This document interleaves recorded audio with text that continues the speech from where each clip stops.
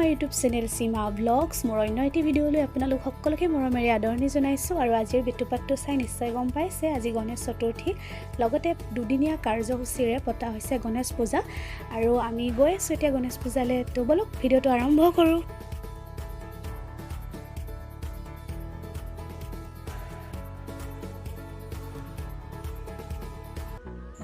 দিনটো কৰ্মব্যস্ততাৰ মাজৰ পৰা মই গধূলি আহিলোঁ গণেশ মন্দিৰলৈ। এয়া হৈছে পাঠশালা ষ্টেচন ৰোডৰ ওচৰতে থকা গণেশ মন্দিৰটোৰ দৃশ্য আৰু মানুহবোৰ দেখিছেনে ইমান সুন্দৰকৈ চাকি জ্বলাই আছে। লগতে ময়ো চাকি ধূপ জ্বলাই গণেশ বাবাৰ আশীৰ্বাদ লৈ ল'লোঁ।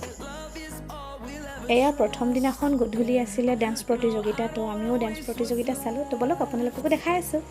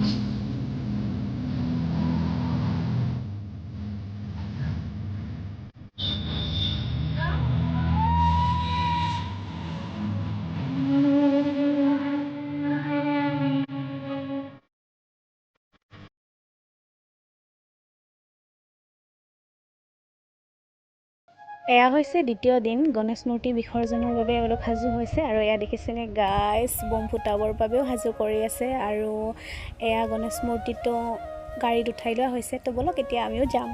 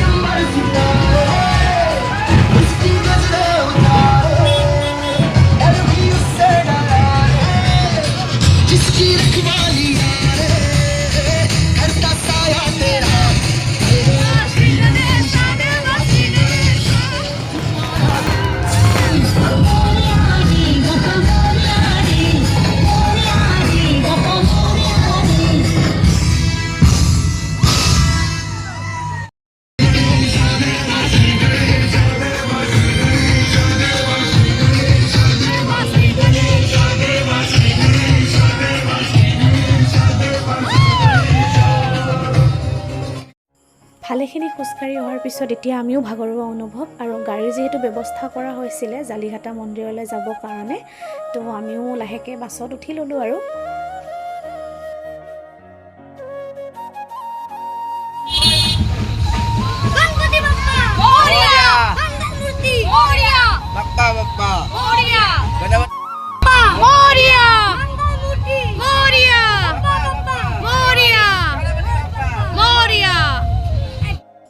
আৰু এয়া ফাইনেলি আমি আহি পালোঁ জালিঘাটা মন্দিৰ। ইয়াৰ ওচৰতে থকা নদীটোত গণেশ মূৰ্তি বিসৰ্জন দিয়া হ'ব আৰু এই দাদাজনে আমাক প্ৰসাদ দিছিলে বুন্দিয়া লাড্ডু আৰু দৌৰি গ'ল চাওকচোন। তো আমি পাই গ'লোঁ।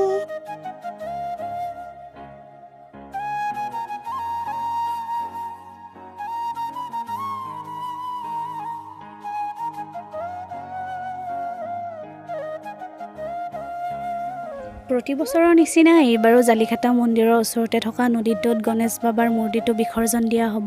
তো এতিয়া গণেশ বাবাক লৈ গৈ থকা হৈছে। তো বলক আপোনালোককো দেখাই আছোঁ।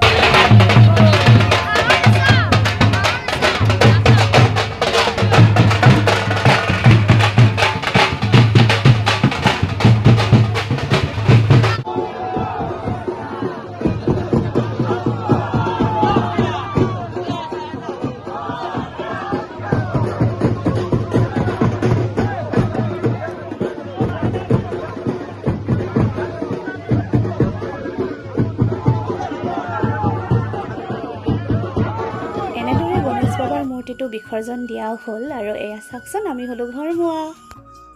এয়া আমি মূৰ্তি বিসৰ্জন দি আহি পালোঁ গণেশ মন্দিৰ। লগতে ইয়াতে প্ৰসাদো দি থকা হৈছিলে। তো ময়ো প্ৰসাদ লৈ ল'লোঁ আৰু এওঁলোকে সুন্দৰকৈ ইয়াতে বহি আছিলে প্ৰসাদ ল'বৰ বাবে। এইজনীলে চাওকচোন পূৰা নাচি আছে। আৰু এয়া হৈছে আমি অহা বাহনখন।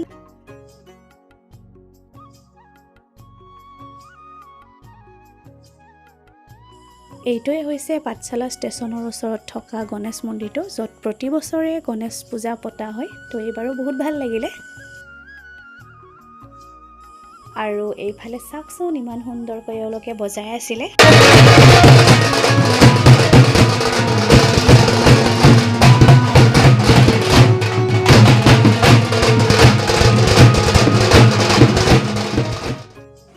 এয়া হ'লো মই ঘৰমুৱা। আৰু আজিলৈ ভিডিঅ'টো ইমানেই আছিলে। যদিহে ভাল লাগিছে তেতিয়াহ'লে লাইক কৰিব, কমেণ্ট কৰি জনাবচোন কেনেকুৱা পালে। আৰু মোৰ চেনেলটো যিসকলে ছাবস্ক্ৰাইব কৰা নাই কৰি দিব। ধন্যবাদ।